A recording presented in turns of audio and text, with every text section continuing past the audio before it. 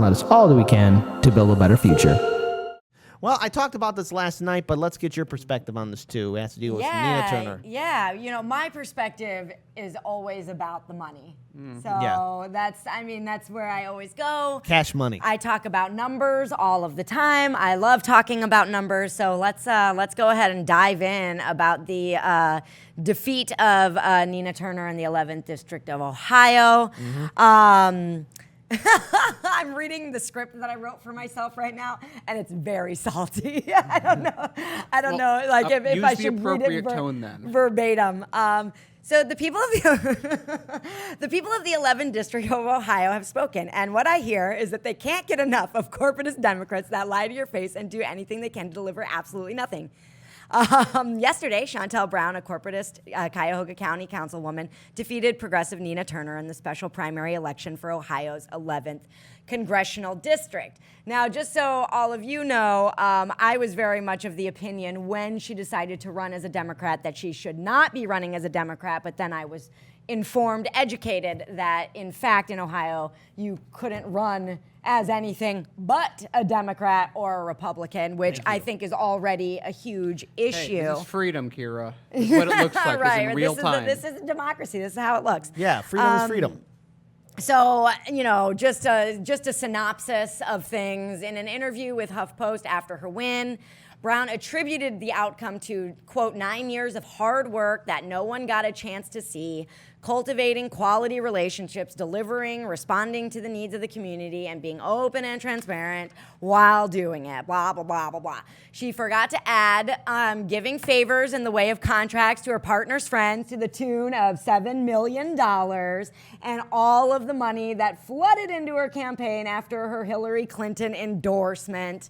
So I'm not denying that Chantel Brown didn't work hard for the last 9 years, but I would argue and say that her win probably came more from her big money donors than from her hard work as Cuyahoga, a councilwoman. Isn't it crazy to think that in America, if you have more money, you have a 90% chance of winning the election, and it just so happens that the people with money keep winning elections? It's weird. I don't get it. It's really strange. I can't seem to make the connection. But I also thought that there were cell phones in the 90s, so you can't trust me. I mean, there were cell phones in the 90s. They just didn't have cameras. They were not what you thought. They didn't have cameras. Okay, so polling conducted by both campaigns at the end of May showed Turner ahead by more than 30 percentage points at the end of May.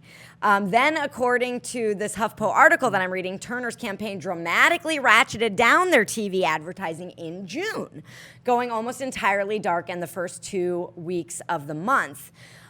Kevin Spiker, a political scientist, said, quote, that it's a victory for the more traditional side of the Democratic Party, which in Ohio is probably where most of the Democrats in the state are. Huffington Post says the race's outcome also affirms President Joe Biden's status as a sacrosanct figure among a critical mass of Democratic voters. Brown promised cooperation with Biden, while Turner had a history of clashing with Biden and other top Democrats. Isn't it funny that the Democrats are basically saying, this proves Biden right, and the strategy of just dump as much money as possible on your campaign to win? Yeah. And negative ads, by the way, a lot of negative ads. But also Nina Turner she had a 30-point lead. She had a massive lead, and then what happened, and we talked about it on the show, Clinton endorsed her, and I personally... Chantel Brown, my bad. Yeah, Chantel Brown. I personally thought that was the kiss of death because nobody likes Hillary Clinton.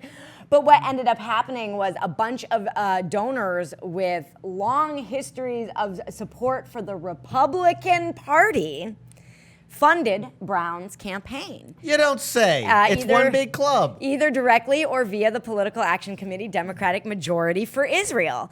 Most notable among them was New England Patriots owner Robert Kraft, a close ally of Donald Trump, who donated $1 million to Trump's inauguration and has supported a slew of Republican candidates.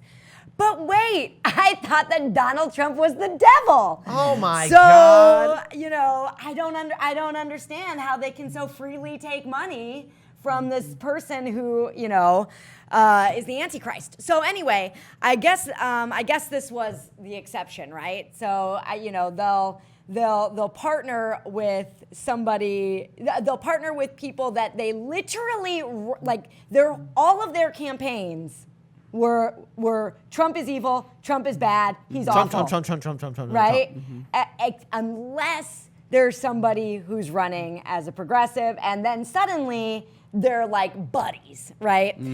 So he this craft dude individually donated the election maximum to Brown's campaign, which is $5,800, and with his family contributed more than $20,000. The former chair of the Cuyahoga County Republican Party, Roger Syenberg, also donated $1,000 to the Democrat Brown's campaign. Democratic Majority for Israel, a hybrid PAC that has spent $1.2 million on ads supporting Brown and opposing Turner in the election. Also a slew of donors who have made ample donations to Republican candidates and causes. Leonard Feinstein donated $25,000 to this PAC on June 14th. And he's also in the past made contributions to the Republican Senatorial Committee. Let's see, blah, blah, blah. Stephen Fishman donated $20,000 on June 14th. And he is a well-known Republican donor to Lindsey Graham, Jim Risch, Mike Rounds, Michael McCall.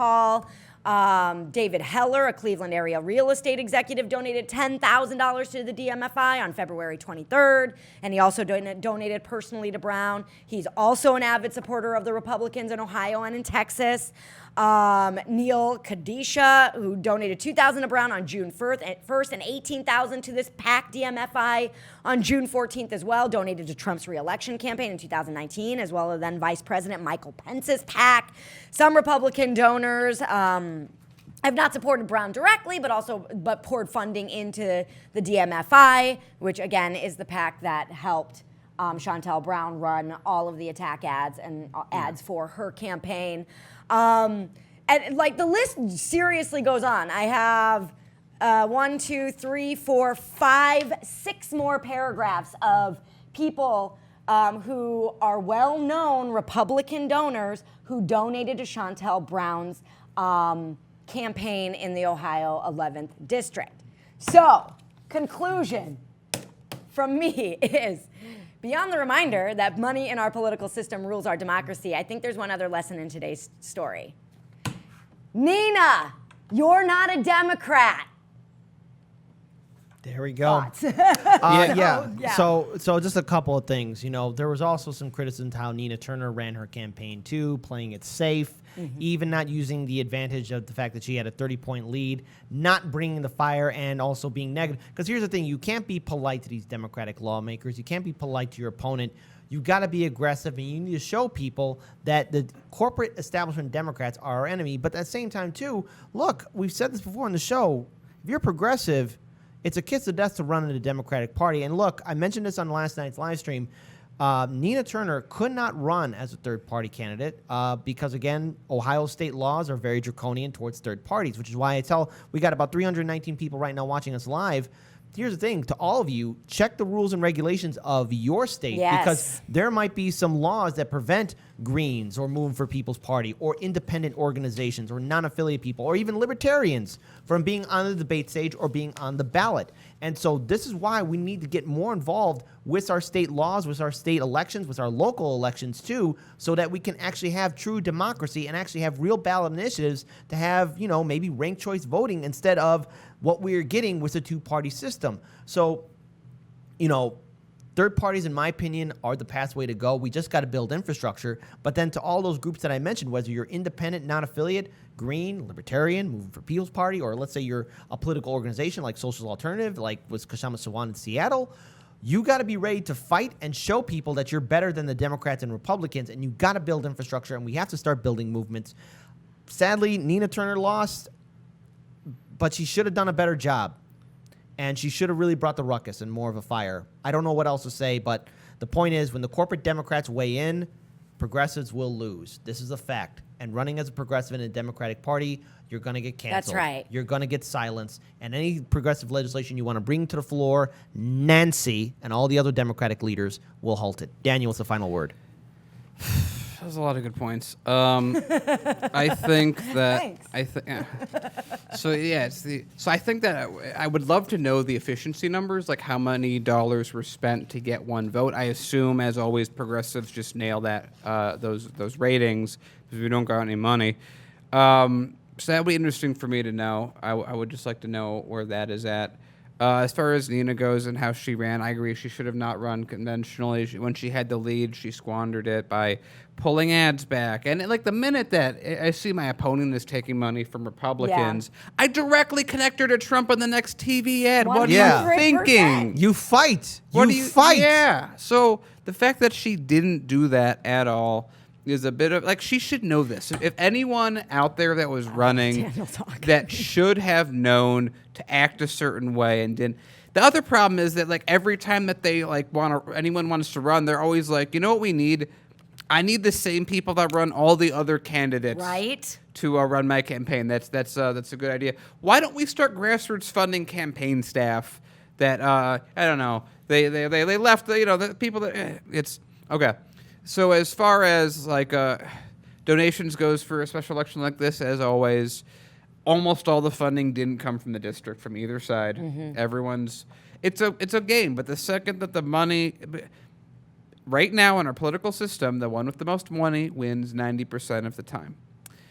And who has the most money? It's the most corrupt people. So it's a really hard thing to play.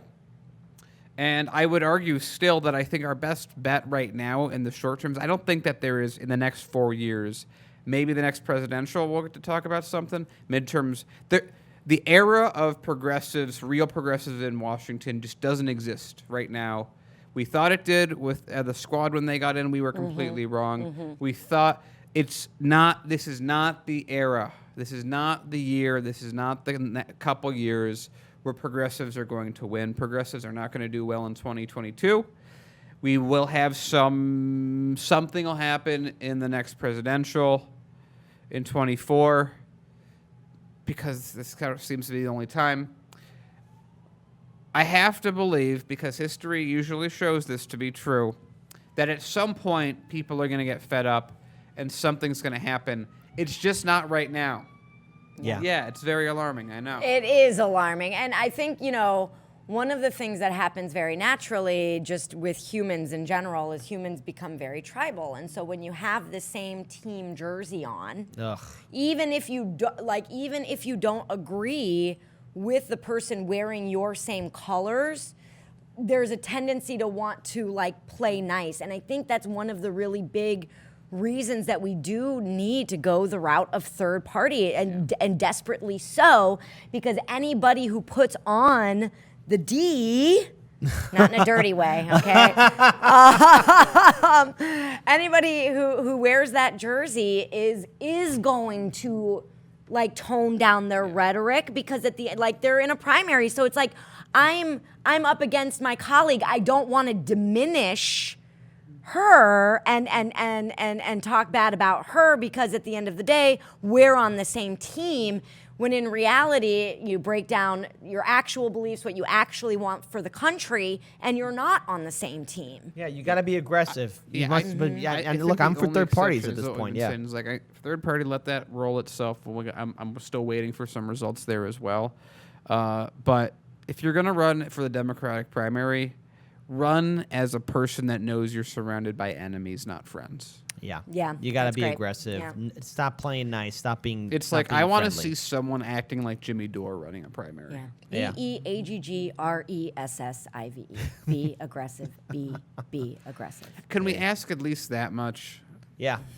and the thing is, you got to stop playing nice. So, and by the way, to our audience again, before we close this segment, know the rules of your state's laws. Yes. Because there might be a good reason why third parties are not on your state's ballot. And we can move things at a local level.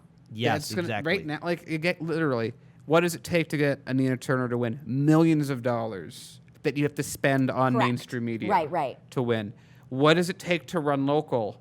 Not even close to that much. By the way, you know what local does if you have enough people local? They control how the primaries work. They also control the rules of some of the state's policies as well. It's even it's cheaper it's going to be cheaper to take over the people Think about it. that run the primaries than it is to run in a primary. And if you do that, then primaries don't cost as much. Yep. So let's Fantastic, let's actually start kicking this revolution into overdrive. Yeah, So there we absolutely, go. and not being like the squad sleeping on the steps of the Capitol. Like, let's start now. Let's do it No, now. the squad's Right? squad was like, oh, it's like they missed their term paper and they got late to class, so they couldn't turn in, so they slept in front No, of the for professor's sure. house. Like, yeah, but we have to start now. We Yeah. can't just 2024 can't come, and we can't all. I mean, we will be, but we can't all just be like pissed off that there's Yeah. only 2 parties again. It'd You know? be really funny if they just keep kicking down the house moratorium and like every American's in like $20,000 in debt at that point. They'll do it. No, that's exactly how it'll go. And they'll do it. If this doesn't show you that they don't care about you, I don't know what will. Hashtag support third parties. Hashtag general strike. Let's make this happen.